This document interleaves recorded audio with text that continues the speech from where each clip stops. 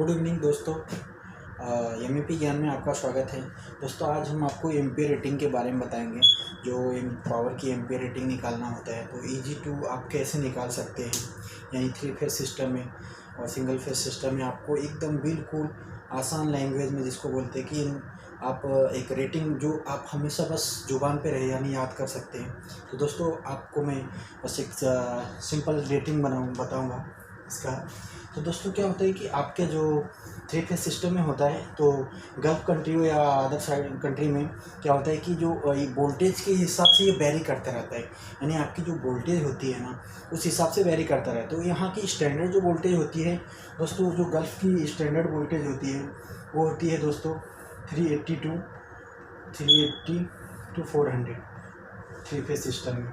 तो दोस्तों मैं आज आपको जो स्टैंडर्ड हम मान के चलते हैं कि 380 400 वोल्टेज लगते हैं 3 फेज सिस्टम में। ओके, तो दोस्तों आपको पता है कि पावर का जो फार्मूला होता है किलोवाट का, तो दो होता है। एक होता है आपका किलोवाट इक्वल टू क्या लिखते हैं आप कि KVA इंटू पावर फैक्टर।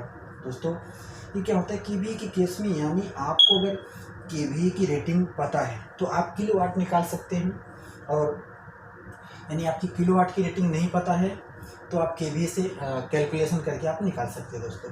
तो दूसरा पावर का फार्मूला होता है जो ये होता है √3 into voltage into I into power factor. Okay, तो दोस्तों पावर हम जो लेते हैं वो हम बेसिकली 1 किलोवाट पे हम लेते हैं, क्योंकि EG2 कैलकुलेशन के लिए हमें बहुत ईजी हो जाता है कि आप कहीं भी ये फार्मूला जो रख सकते हैं आपकी 1 किलोवाट की तरह।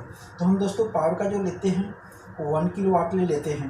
दोस्तों आपको पता है कि इसका √3 की वैल्यू 1.732। वोल्टेज कितना लिया दोस्तों 400।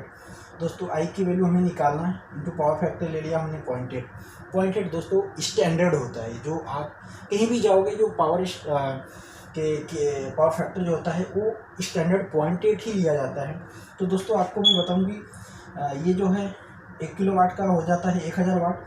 जब इसका मल्टीप्लिकेशन करेंगे तो ये दोस्तों इंटू हो जाएगा 544 into 24।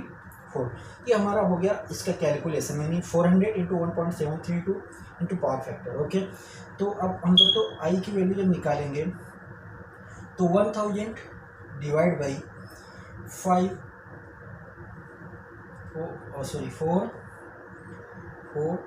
Divide by equal to, अभी जब कैलकुलेशन करेंगे इसको तो 1.80 एम्पियर आ जाएगा। ठीक है दोस्तों, ये जो आ रहा है करंट ये आपका पर फेस आ रहा है, यानी आपका जो सिंगल फेस के इसमें होता है यानी 3 फेस सिस्टम में, तो जो एक रेड फेस हो गया, यानी रेड फेस कितना आएगा 1 किलोवाट में 1.80। Y में भी सेम हो जाएगा 1.80। ठीक है दोस्तों, और B में भी आपका इतना रेटिंग हो जाएगा। दोस्तों आपको पता होगा कि जो फेज वोल्टेज होता है क्या होता है दोस्तों, लाइन वोल्टेज के डिवाइड बाई 3 होता है दोस्तों, आपको पता ही है। तो ये हो जाएगा आपका 400। ओके, सो 1.732 की जो वैल्यू रखोगे तो दोस्तों आपकी जो फेज वोल्टेज आ जाएगी वो 230 वोल्टेज आती है। ठीक है, ये सिंगल फेज के सिस्टम है। यानी दोस्तों आपका जो ये करंट रेटिंग आ गई, ये सबसे इम्पोर्टेंट चीज़ है कि एक मिनट दोस्तों, ये सबसे इम्पोर्टेंट याद करने वाली चीज़ है कि आप जब भी किसी 3 फेज सिस्टम की बात करेंगे तो यानी जो 1 किलोवाट में I की वैल्यू जो आएगी आपकी 1.80 एम्पेयर आएगी, यानी 1.8। आप जब सिंगल फेज में जाओगे दोस्तों तो सिंगल फेज में क्या होता है कि 1.8 इंटू 3 कर दोगे तो आपकी यानी 5.4 एम्पियर करंट की रेटिंग आ जाएगी। ये दोस्तों क्या रेटिंग है, यानी आप 1 किलोवाट का कोई सिंगल फेस की आपकी इक्विपमेंट है, यानी आप हीटर ले लिए तो सिंगल फेस है, तो सिंगल फेस में जो हमारा हीटर का पावर लेगा कंजप्शन है वो 5.4 एम्पियर हो जाएगा। आप दोस्तों जब 3 फेस सिस्टम की बात करेंगे हम, जब कोई मोटर है यानी आपकी अगर 1 किलोवाट की 3 फेस की मोटर है तो दोस्तों उस केस में अगर करंट की वैल्यू जो पूछी जाएगी तो उसमें 1.8 एम्पियर लेगा करंट। ठीक है दोस्तों, तो आप सिंगल फेस में हमें दो चीज़ आप याद कर लो, ज़्यादा कुछ इसमें याद करने की ज़रूरत नहीं है। बस दोस्तों एक ये चीज़ हो गया और एक ये सिंगल फेज सिस्टम में करंट की वैल्यू सिंगल 1 किलोवाट में दोस्तों ईजी हो जाता है आपको। यानी किसी ने भी अगर किसी ने पूछा आपसे कि 10 किलोवाट की मोटर है तो 10 किलोवाट की मोटर है 3 फेस में कितना करंट लेगी, तो दोस्तों आपको याद रहेगा कि आई की वैल्यू हमारी 3 फेस में वोल्टेज, अगर ये वोल्टेज सेम रहता है, आप वोल्टेज के हिसाब से वेरी करता रहे तो वोल्टेज के हिसाब से किसी ने पूछा तो आप ये फार्मूला रख के आप निकाल सकते हो।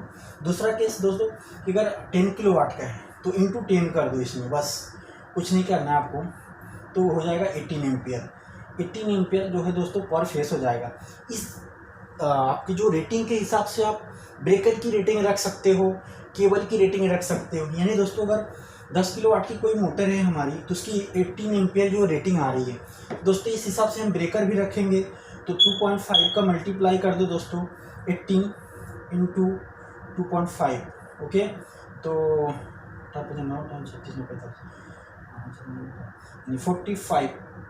45 एम्पियर यानी 2 पॉइंट मैक्सिमम रखते हैं हम। 1.5 से 2.5 तक जो मल्टीप्लिकेशन रखते हैं कि ब्रेकर की जो साइज होना चाहिए करंट रेटिंग से इतना होना चाहिए।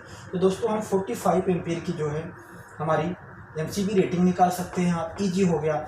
अब दोस्तों बात तो आ गई अगर केबल की भी रेटिंग आप इसी में देखो, अगर 45 की अगर रेटिंग आ रही है तो आप 6 का या 4 का केबल डाल सकते हो। एक और अच्छा आपको चाहिए तो आप 6 स्क्वायर mm की केबल भी डाल सकते हो। तो दोस्तों एक बस मैं आपको बताना चाहता हूँ कि ईजी होता है कि आप एक सिस्टम में, यानी आपने को रेटिंग याद हो गया ये चीज़, तो आप इससे सारी चीज़ें आप एक साथ में आप किसी भी मेजरमेंट आप निकाल सकते हो। दोस्तों धन्यवाद आपको, और वीडियो अच्छा लगे तो लाइक करें और कमेंट्स ज़रूर करें, और चैनल को सब्सक्राइब नहीं किए तो चैनल को सब्सक्राइब करना ना भूलें। धन्यवाद दोस्तों।